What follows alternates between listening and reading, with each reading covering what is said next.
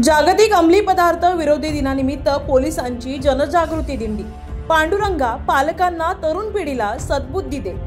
अंमली पदार्थ विरोधी दिनानिमित्त कोळसेवाडी पोलिसांचे जनजागृती अभियान। 26 जून हा जागतिक अंमली पदार्थ विरोधी दिन संपूर्ण जगभरात साजरा केला जातो। या निमित्ताने कोळसेवाडी पोलीस ठाण्याच्या वतीने एक विशेष जनजागृती मोहीम राबवण्यात येते। पोलीस आयुक्त यांच्या निर्देशाने डीसीपी अतुल झेंडे, एसीपी कल्याणजी घेते यांच्या मार्गदर्शनाखाली पोलीस ठाण्याचे वरिष्ठ पोलीस निरीक्षक गणेश नायरे यांच्या पुढाकाराने कल्याण पूर्वेतील विविध महाविद्यालयांमध्ये विद्यार्थ्यांना अंमली पदार्थांचे व्यसन आणि त्याचे दुष्परिणाम याबाबत जागरूक करण्यासाठी प्रबोधनात्मक व्याख्यानांचे आयोजन करण्यात आले। या उपक्रमांतर्गत 26 जून रोजी सकाळी 11 ते दुपारी 2:30 या वेळेत Kamaladevi college Vitthalwadi, Saket college Chinchpada road आणि मॉडेल शाळा कोळसेवाडी येथे विद्यार्थ्यांसाठी विशेष व्याख्याने गणेश नायरे यांनी स्वतः व्याख्यानांमध्ये मार्गदर्शन केले। अंमली पदार्थांच्या व्यसनामुळे होणारे आरोग्य, सामाजिक आणि कायदेशीर परिणाम यावर सखोल माहिती दिली गेली। तसेच या दिनानिमित्ताने सकाळी 10 ते 11:15 या वेळेत महापालिकेच्या शाळा व मॉडेल शाळेच्या विद्यार्थ्यांच्या संयुक्त विद्यमाने एक जनजागृती फेरी दिंडी काढण्यात आली। ही प्रभात फेरी ही दिंडी काटेमानिवली येथून सुरू होऊन गणपती चौक येथे समाप्त झाली। हातात फलक, घोषणांनी सजलेली ही फेरी अंमली पदार्थ विरोधी संदेश समाजात पोहोचवण्याची मोलाची भूमिका बजावली असून तरुण पिढीसोबत पालकांनी देखील जागरूकता बाळगण्याची आजची गरज असल्याचं या दिंडीतून पोलिसांकडून समाजाकडे साकडे घालण्यात आले। जनसेवक, तरुण पिढीचे हित जपणारे महेश गायकवाड हे आवर्जून या दिंडीमध्ये सहभागी होऊन तरुण पिढीला एक आदर्श दिला।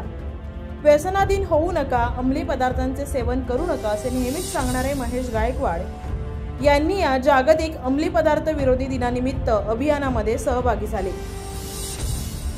या जनजागृती मोहिमेमुळे नवयुवकांमध्ये अंमली पदार्थाविषयी सजगता निर्माण होण्यास मदत होणार असून पोलीस प्रशासन आणि शिक्षण संस्थांचा हा उपक्रम निश्चितच समाजहिताचा आदर्श ठरू शकला। कोई बता सकता है ते थांबवण्यासाठी आपण कोणाला कळवलं पाहिजे? पोलिसांना, बरोबर? पोलिसांना कसं कॉन्टॅक्ट करायचं? 112 राईट।